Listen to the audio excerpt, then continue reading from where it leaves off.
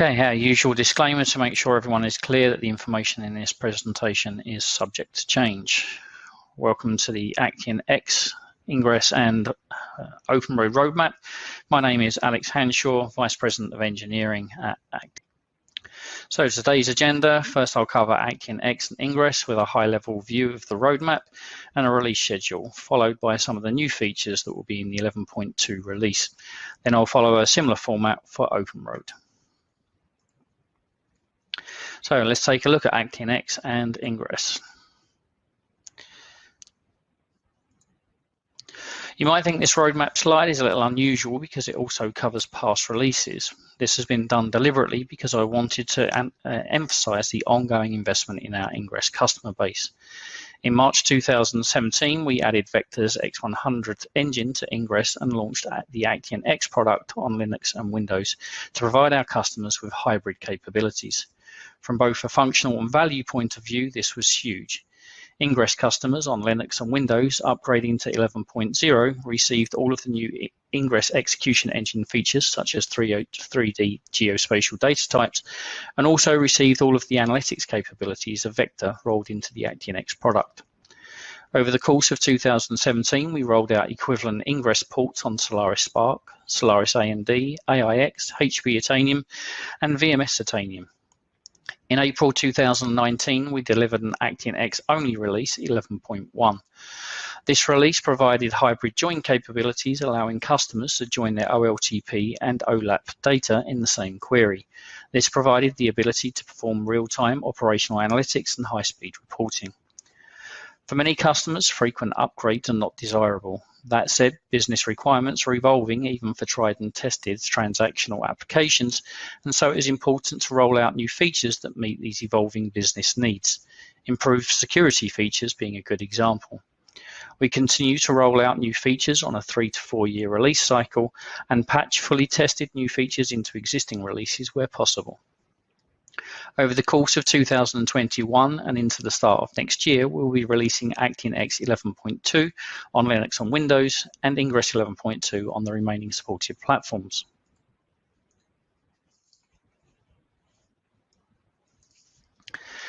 We recently surveyed our Actian X and Ingres customers to determine their plans for moving to the cloud. We found that many of our customers are looking to move to the cloud, with the majority looking to lift and shift their existing applications so they can use a bring your own license approach. We have fully tested Actian X and Ingres licensing in Azure, AWS and GCP so our customers can be confident that Actian products will continue to work in the cloud just as they do on premise. We are currently building out a number of short how-to videos to assist our customers with this first phase of their journey to the cloud, and these will be made available shortly in the Actian Academy. Phase 2 of our cloud journey to the cloud will provide Actian X as a managed service in the cloud in much the same way that Avalanche provides a managed service for our analytics customers. In Phase 3, we will provide Actian X as a marketplace offering within Azure, AWS and GCP. Whether you are moving to the cloud or continuing to run your applications on-premise, deployment overheads can be significant. Using Docker, Kubernetes, and Helm can save you time and allow you to spin up resources as and when needed. On-premise, this may allow you to reduce your hardware overheads. In the cloud, this helps you to avoid paying for idle resources, which can run up significant costs. We have implemented an Actian X deployment using these tools to quickly and easily deploy a configurable Actian X instances either in the cloud or on-premise, and we'll be making these resources available in Docker Hub once they are fully baked.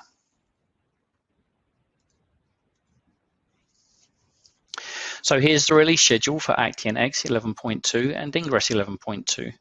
We are more than happy to provide early access to customers to put these releases through your own automated test beds so that you can ensure that the final GA releases provide a problem-free upgrade.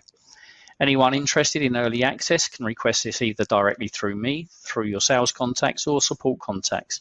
Simply signing a beta agreement is all it takes to get your hand on the 11.2 release candidates and start testing them for yourselves. For HP Itanium and VMS Itanium customers, Ingres 11.2 will be the terminal Itanium releases, as the Itanium hardware will be going out of support at the end of 2025. HP have not provided a exit strategy for its customers, and we expect many of those customers to upgrade to Linux, and this will allow them to move from Ingres to Actian X and take advantage of the hybrid capabilities that we provide on Linux. For VMS Itanium customers, they're likely to find it much harder, if not impossible, to move away from VMS, especially for their VMS applications. To protect our customers' existing investments within VMS, we have been working closely with VSI, who are developing a port of VMS on x86. And post 11.2, we will be looking at providing an Ingres port on VMS on x86. Now I'm going to cover some of the new features. All of these features will be in both Actian X 11.2 and Ingres 11.2. With the introduction of GDPR in Europe and CCPA in California, the importance of data security should not be underestimated. If you are in any doubt about the importance of data security, take a look at some of the biggest fines that have been issued against GDPR since its inception. A technical glitch at Hennes & Mauritz that allowed their employees full access to a shared network drive for a period of 2 hours led to a €35.2 million fine. Think about that. No one outside of the company had access to this data. It was just their employees, and only for a period of 2 hours. But that led to a €35.2 million fine in GDPR fines. So dynamic data masking or column masking provides improved security by allowing data to be partially masked or hidden with replacement values, or with a calculated view to be presented to unprivileged users. A great example is credit card data. Not all users need to be able to see a customer's full credit card details, but having access to the last 4 digits is useful for verification purposes. With column masking built into the DBMS, we can reduce your application costs by putting masking controls and policies in a single central repository rather than being distributed over multiple applications. This not only reduces your application costs, but also improves security, because an unmasked value is never presented to the application unless it is for a privileged user. As such, there are fewer attack vectors for hackers to try to access your sensitive data. Encrypted data can still be attacked from multiple vectors. Whether hackers try to compromise weak passwords using brute force or dictionary attacks, it is sometimes possible to compromise encrypted data. For many industries, there will be minimum standards requirements with regards to the strengths or characteristics of the encryption algorithms that you are using. Organizations working in the field of medical research will hold vast amounts of highly sensitive data. It is vital that every precaution is taken to protect that data. And whilst data that is encrypted, it is important to understand any potential weaknesses that might make it easier for hackers to break that encryption. Most encryption algorithms make use of block ciphers in which blocks of data are encrypted one after the other. The algorithms use the previous block's data as a seed for encryption for the current block to make it harder to break that encryption. For the first block, there is no previous block, so a known initialization vector is used. Whilst access to the initialization vector is not enough to crack the encryption, always using the same initialization vector does make it easier to break that encryption. We've added the ability for users to specify their own initialization vectors whenever they use our encryption routines. Using different initialization vectors makes it much harder for hackers to crack the encryption algorithm, and therefore provides a much higher level of protection for your sensitive data. In today's IT ecosystems, the need to be able to move data between applications and databases is a requirement, not an option. JavaScript Object Notation, or JSON, provides a simple, lightweight, human-readable solution to that business need. Think XML, but better. With significantly smaller payloads, JSON has lower bandwidth requirements than XML, while still supporting all of your data exchange needs. JSON has replaced XML as the de facto standard. It is widely used in web application development, and this is in no small part to the wide range of application, OS, and third-party application support. There's a good chance that your applications are already making use of JSON. DBMS support for JSON allows payloads to be sent directly to the DBMS for storage and/or processing. The ability to pull apart a JSON payload on the DBMS means that the JSON pre-processing to extract fields within a JSON payload for insertion into your database can now be done on the server, reducing your application processing overheads and reducing your application development costs.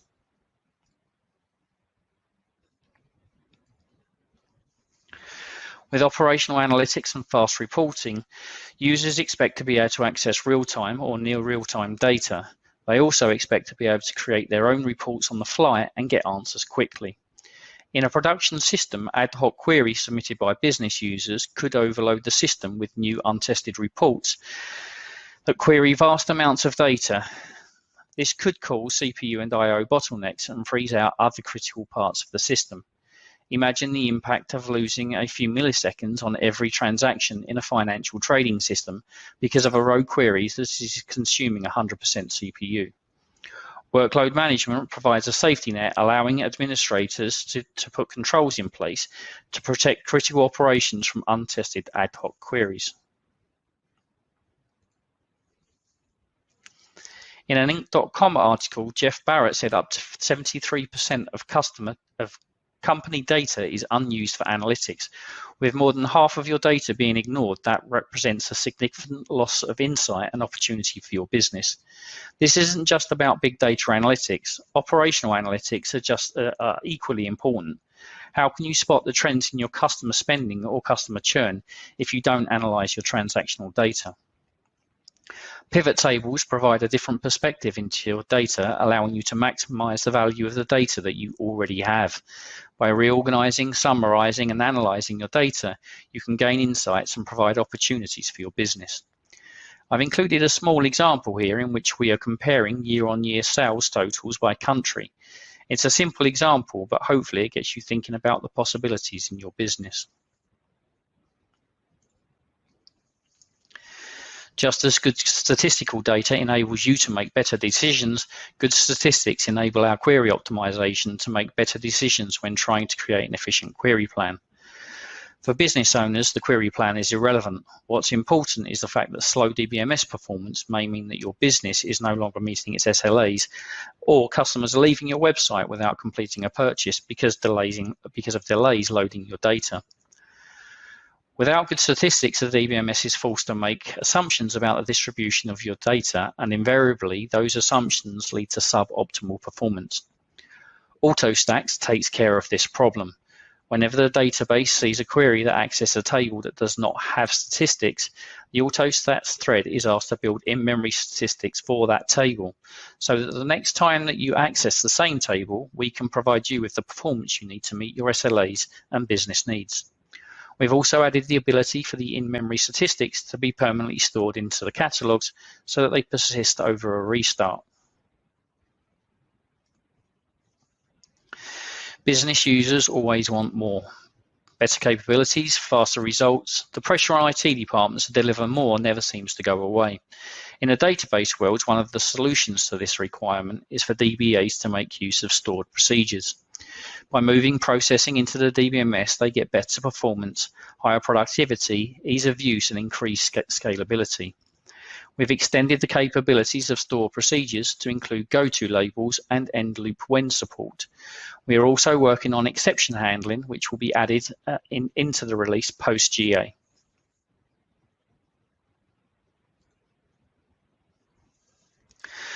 User-defined functions allow you to extend the capabilities of the DBMS so that any algorithm that is required by your business can be implemented within a user-defined function. Classification is a fundamental problem in machine learning and statistics. Given an input set, a classification model can make a prediction and assign each data value sample to one of several predefined classes.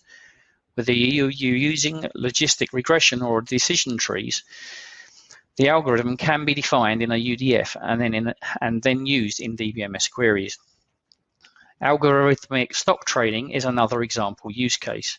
The rules that determine the time to buy or sell shares based on a stock price, whether that is a 50 or 200-day average, can be built into a UDF and again become part of your queries and server-side processing. This eliminates the need to send your data to your application for processing before a decision is made. This saves time and could quite literally pay dividends.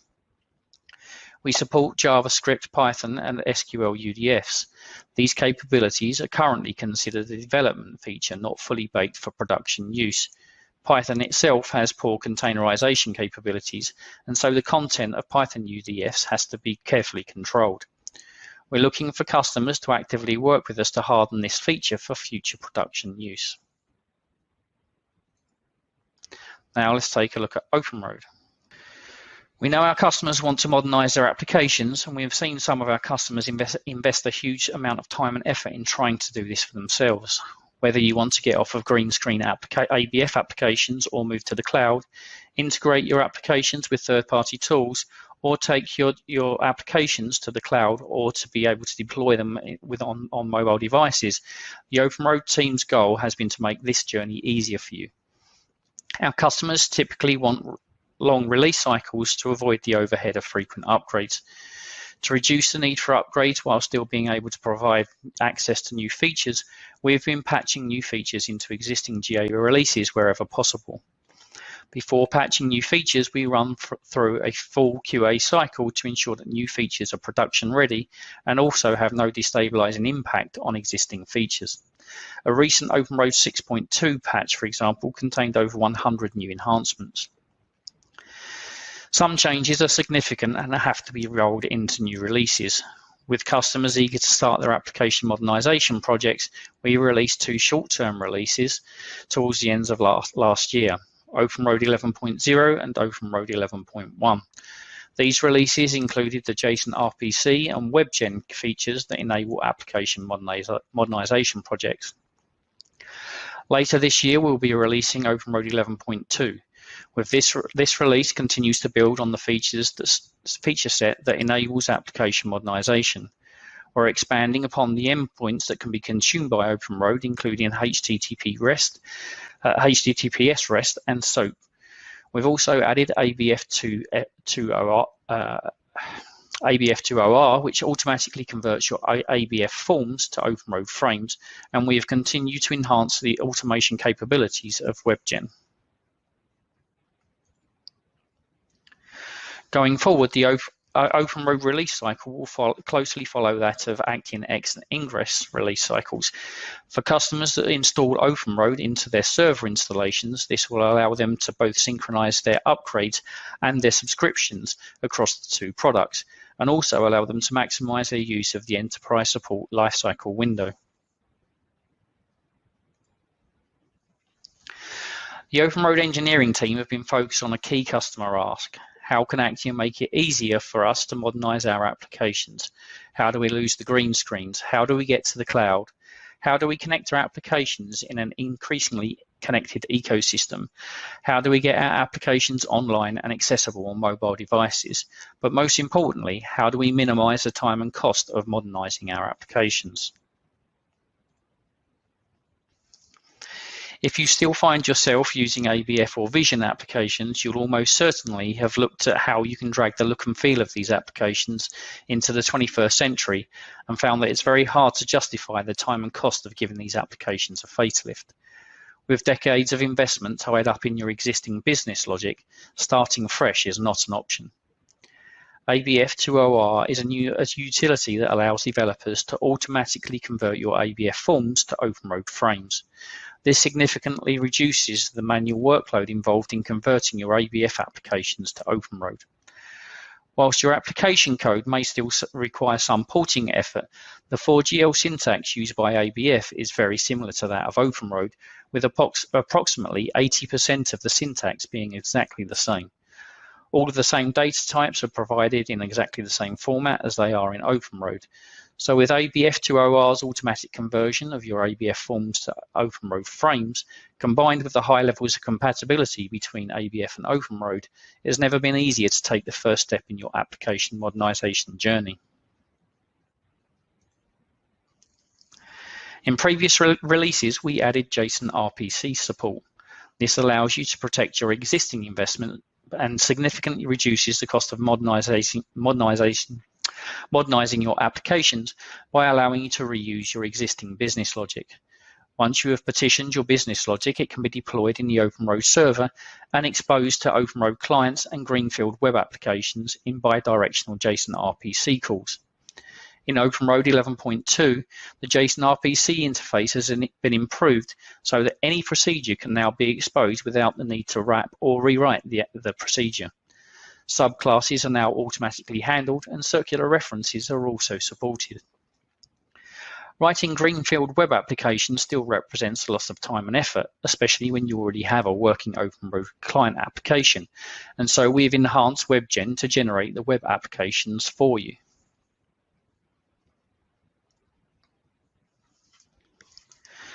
OpenROAD applications like the one seen here on the left need an OpenROAD runtime installed, and this imposes a limit on your deployment options and restricts the number of users that you can reach with your application.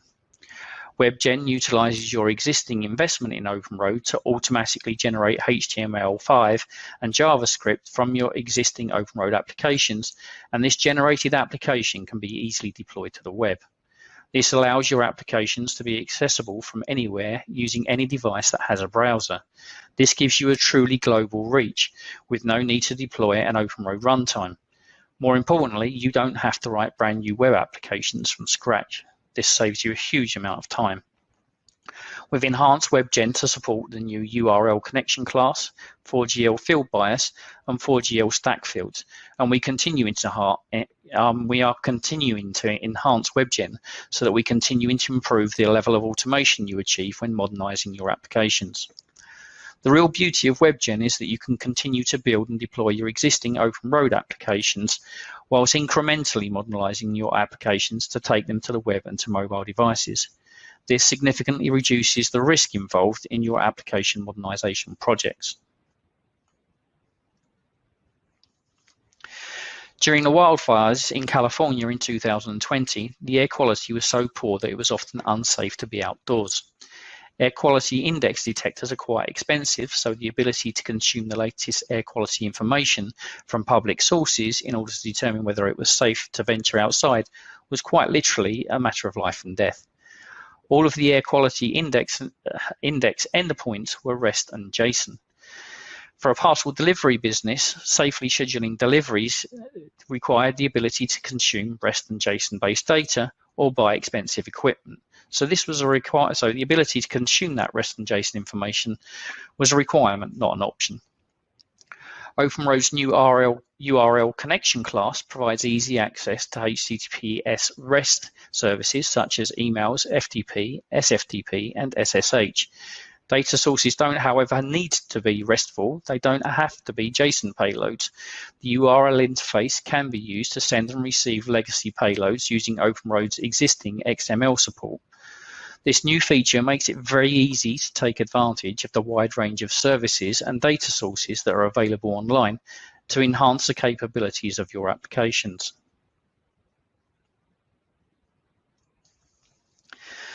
In summary, you can see that Actian is providing the tools to reduce the time and cost of modernizing your applications, whilst protecting your existing investment with solutions for current business challenges such as GDPR and CCPA. The Actian team wants to work with you to take your applications to the next level, and we welcome your feedback. So now I have a call of action for you. I encourage you to head to the Actian Academy. The team have built out short how-to videos for the features I have covered today, and they are well worth a watch. If you haven't already, sign up for the beta access. Pre-testing a release so that we can fix any issues found in your testing takes the stress out of an upgrade for both you and for us. Lastly, I encourage you to engage Actian and our partners to kickstart your application modernization projects. Thank you for your time today.